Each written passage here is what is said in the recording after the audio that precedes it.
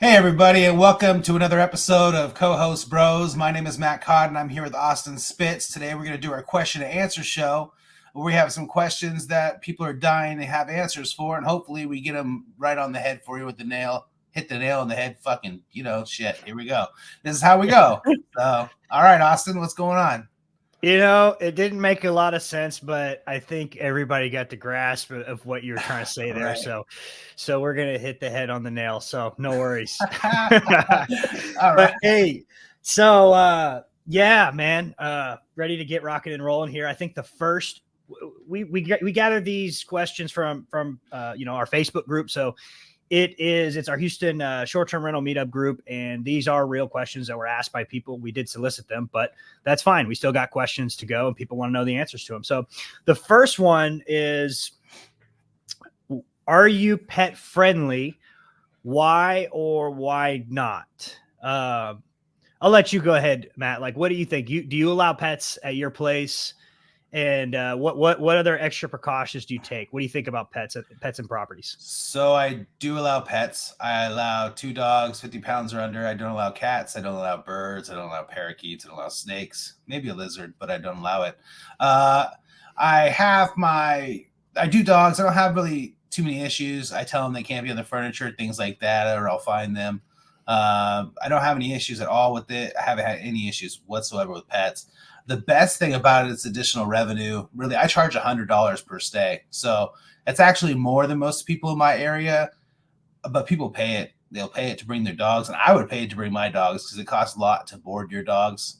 It's very expensive. So, but we do offer some stuff for our dogs, but we'll get into that on a different question, I'm sure.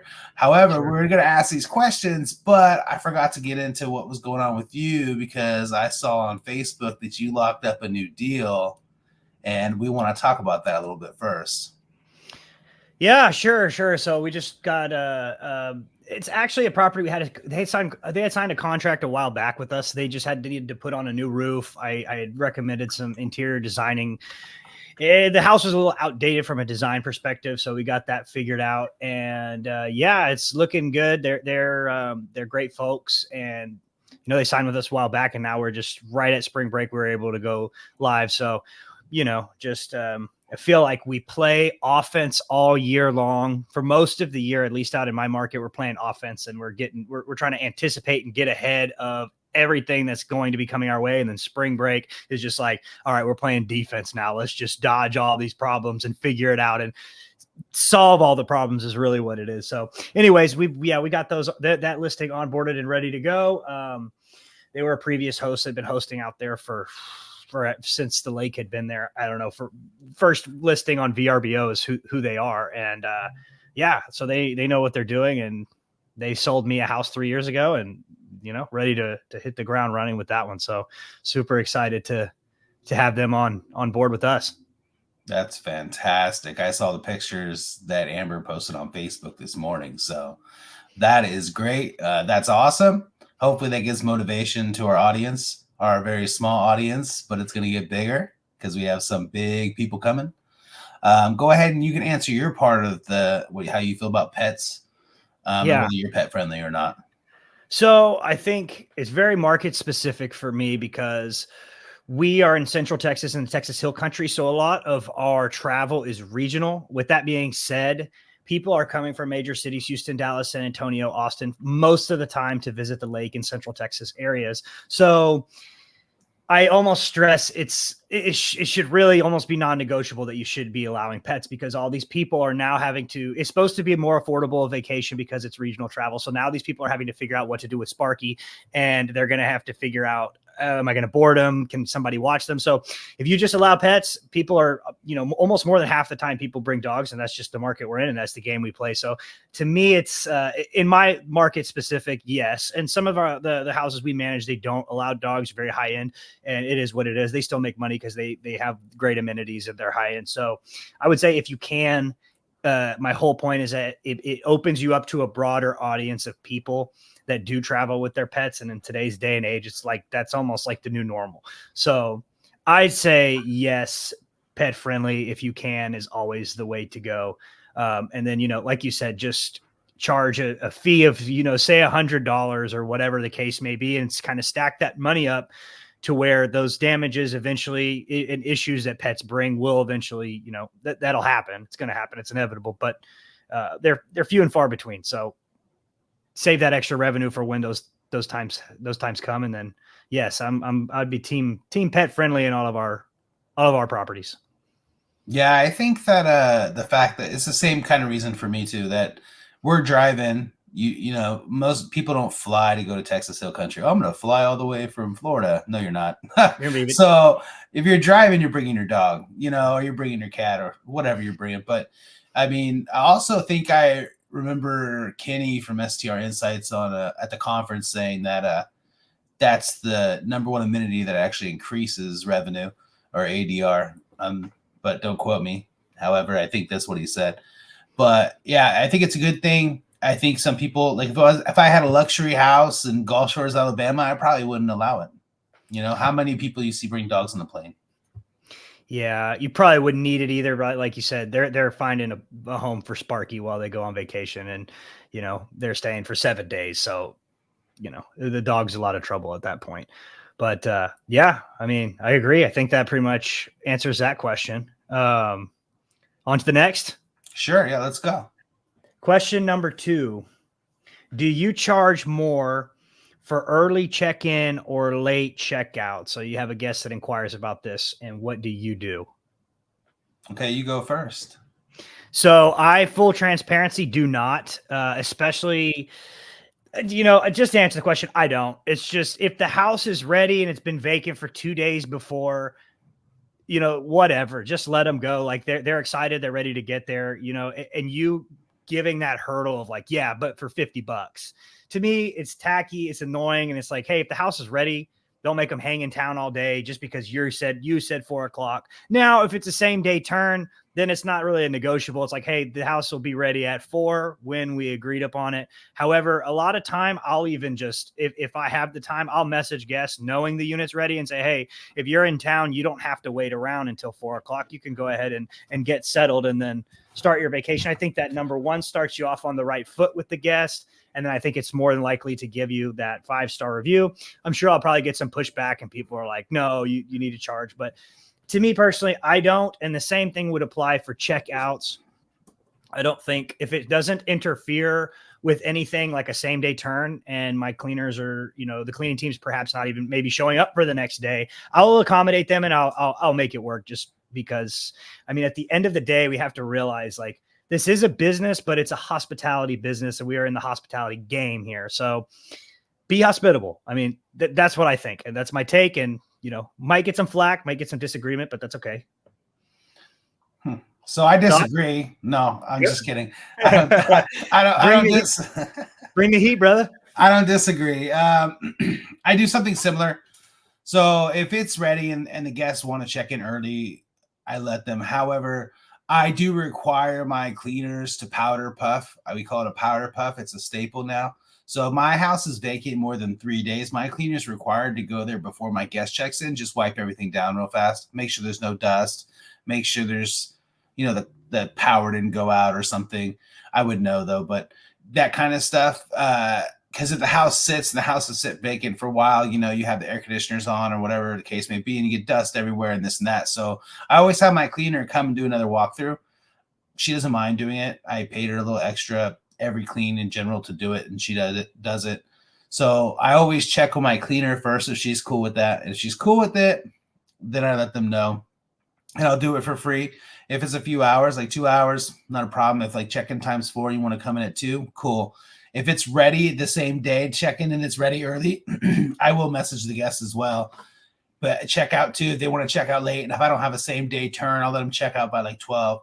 However, if I'm using my strategy, I will charge them, if I jump up the rate and then I, give them a 50% discount off the night and tell them, hey, you can check out at 6:00 tonight instead of 10:00 this morning, then yeah, I will charge them at that point. It'll be option. It'll be option though. The option will basically be like, you want to stay the night for the same price, or you want this to check out late. It's up to you. Most people just want to check out. They're cool with that. Like they're like, oh, I want to get my stuff ready. I don't leave until this. I don't have this to do at this time. So I don't mind leaving at 6 o'clock and paying half of what the nightly rate is, right? So I would do that. But I've seen people on Facebook that are like, oh, $50 2 hours, $25 an hour, $50 an hour, some asinine crap. And it's like, I hate to say it to those people that do that and nickel and dime their guests. You're not going to be here long. You're not going to be here long. Well, we will be here longer than you because you're not providing, you're doing disservice to your customers. First of all, like, these are customers. I know it's your house and your rules, and I understand that. And I told my son the same thing this morning. He's like, why can't I do whatever I want on my cell phone? It's my house, my rules. That's why. But you're doing your customers a disservice. I think it's poor customer service to do that. And yeah, it sets it off on the wrong foot when you're trying to charge it for everything. Like, you want to set it off on the right foot, like you said. And if you set it off on the right foot and your customer gets upset about something, you already set it off on the right foot. So you already got rapport with that customer, right? So you got that rapport and something goes wrong and then you fix it immediately. Now you still have that rapport. And rapport builds trust. And the more the person trusts you, the more they're going to come back and stay and, treat you right, give you 5 stars, right? So, I mean, yeah. I agree. And it's just another line item on an Airbnb, VRBO, whatever OTA it comes through. It's just another line item on the invoice. And it gives that stigma of like, oh, well, these hosts charge for everything. And it's already kind of, it is what it is. But yeah, I completely agree. I think we're on the same page there. Hold on. To note something on that. I'm sorry. If I was implementing something like host.co that we talked about in the last podcast, first of all, my wife listened to the podcast. She told me I had to go in depth of what host.co is because a lot of you won't know. It's a virtual store. You can sell stuff on it, early checkout, late check-in, that kind of stuff. Early check-in, late checkout, different items. You can sell those things, and then a percentage goes to host.co, and the rest goes to you. You have to supply the items. But if somebody looked at my virtual store on host.co and they wanted to do a late checkout and they decided to pay that way, I don't see a problem with that because the guests went and did it on their own, right? They didn't solicit me and I was like, oh, we go through my store and pay $50. No, if you go through my store on your own, you pay $50. Hey, high five all around, right? You didn't break any rapport you had with that guest because they chose to do that. They're like, oh, we could check out later, honey, for like $25. So that's how some people will take it. Some people will take it that way when they see it like that. But when you present it, when I say, hey, Austin, can I check out later today? And you're like, yeah, $50. Yeah, I understand what you're saying. It makes a lot of sense. And I didn't even know that they offered that kind of service because that's pretty cool. That's pretty cool because you're not, having to go back and forth with them. They just can push. They see the button, they can push it on their own, Right. Cool. Let them make their own decision. All right. Question number 3. What do you think sets you apart specifically on your listing from, competitors in your area? What are some of the things? And I geared this question directly towards you because I think you're very good at this kind of stuff. What sets your listing apart compared to competitors in your area? Well, I can probably go to any house in my area and they'll only have 2 rolls of toilet paper. I'll start with the basics, right? So I leave at least 6. I leave 6 bottles of waters in the fridge every time. I sleep 6, so I always leave 6. I always leave that in the fridge. I leave Q-tips for them, tampons. I leave pads. I leave toothbrushes. And you guys might think that's crazy, but they're cheap as shit. You can buy a box of toothbrushes off Amazon for, I don't know, $8 with inflation, probably like 12 now. I don't know. I haven't bought them in a while. I leave maxi pads as well with the tampons. I leave toothpaste in case they forget their toothpaste because people forget their toothpaste. I leave that. I do for pet friendly. We're talking about pet friendly, which I told you I'd touch on. So, like I said previously, I allow 2 pets. Or 2 dogs, really. So I have 2 sets of dog bowls. I have 2 leashes.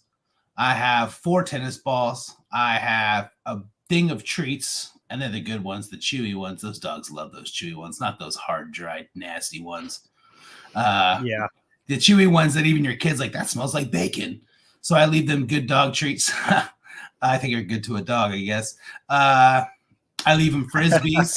Right. So I think, that was my next question is like, how do you know what the bacon flavor dog treat tastes like, Matt? well, one time before I was doing a podcast, had a few too many beers and got curious. hey, yeah, you never know what happens when you have a few too many beers. Catch me, Right. catch me on the weekend. Maybe tomorrow. Yeah. So hey, that's amazing. Like my question follow up for that is like, what do you do? What do you do in regards to like keeping track of that kind of maybe not necessarily keeping track of that inventory, but how do you manage that with your cleaners to make sure all these little things get executed and put out? Do you just have that great relationship with your cleaners, or like what extra steps are you taking to make sure like all these little things that are amazing to add up to, you being the 5-star host that you are? How do you keep track of that? Checklist. And then I also do quarterly checks. So if I go in and so like me and my cleaner were having a problem for the longest time. So I use refillable soap dispensers inside of my shower, right? And she wouldn't refill them until they were like halfway empty. And I told her, I said, look, you need to refill it every time. And she's like, well, why? That's a waste of time. I said, because if I walk in as a guest and this house is immaculate, this bed's made, everything is nice, and I walk in the shower and that shampoo's half fucking empty, I think somebody's been there. But if I go there and it's full, I'm like, holy shit, this is awesome. The only thing she's not, she doesn't have to fill every time are the Q-tips because it takes forever for them not to look full. But she has to make sure everything's full every time. Do I give 6 toothbrushes every time? No, I do not. I put 4 in there. And I tell her she has to keep a minimum of 4 in there. Only reason I keep 4 in there because there's no fucking way everybody forgot their toothbrush.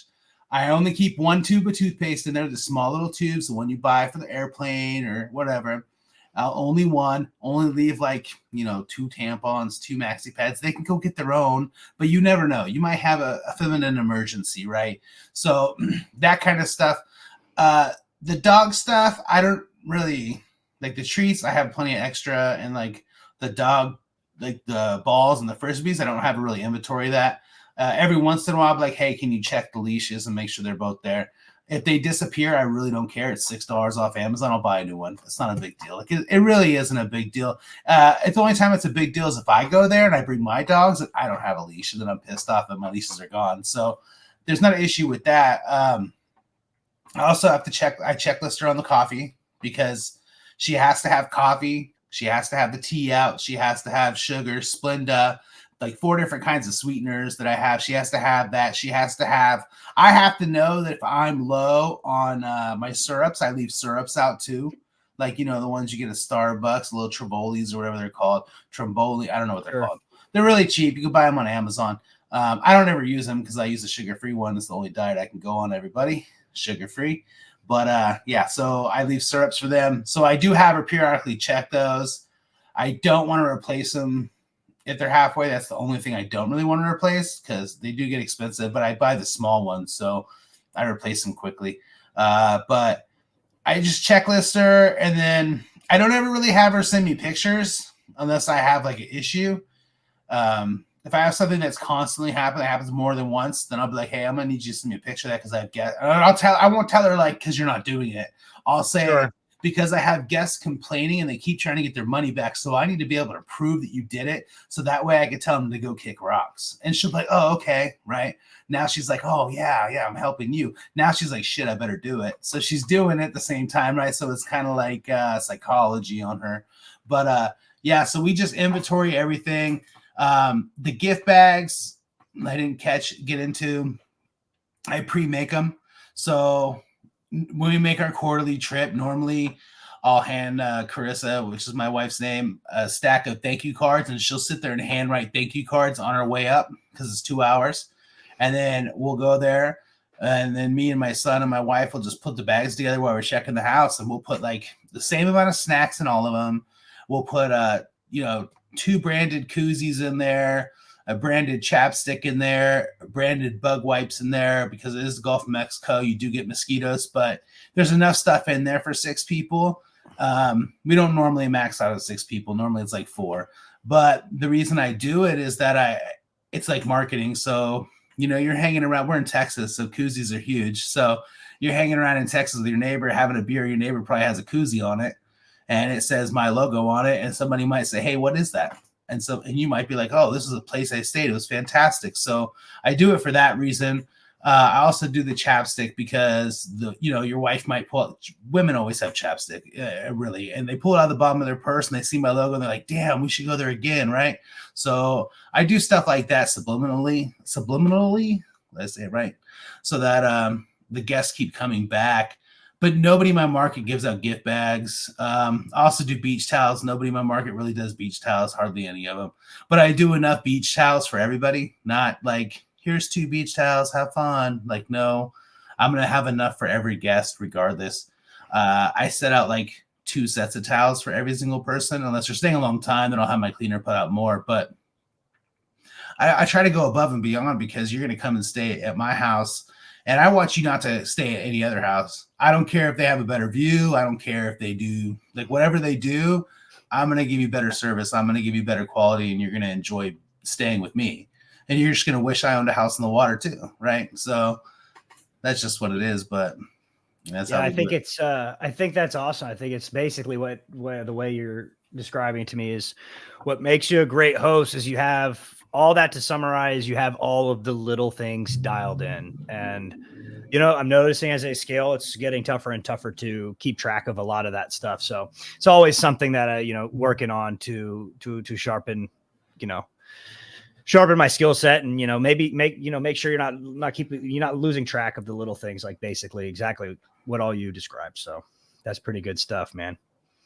Yeah, I like the branding idea too. I've got to find a way to incorporate something with our brand into all of our properties, and something like exactly like you're doing, where our logo's in there and fresh on their mind. You never know how you could get them to book back direct, or potentially they may be interested in buying a property out there and looking for a manager. You can have that touch point in many different ways. So yeah, awesome, koozies are cheap.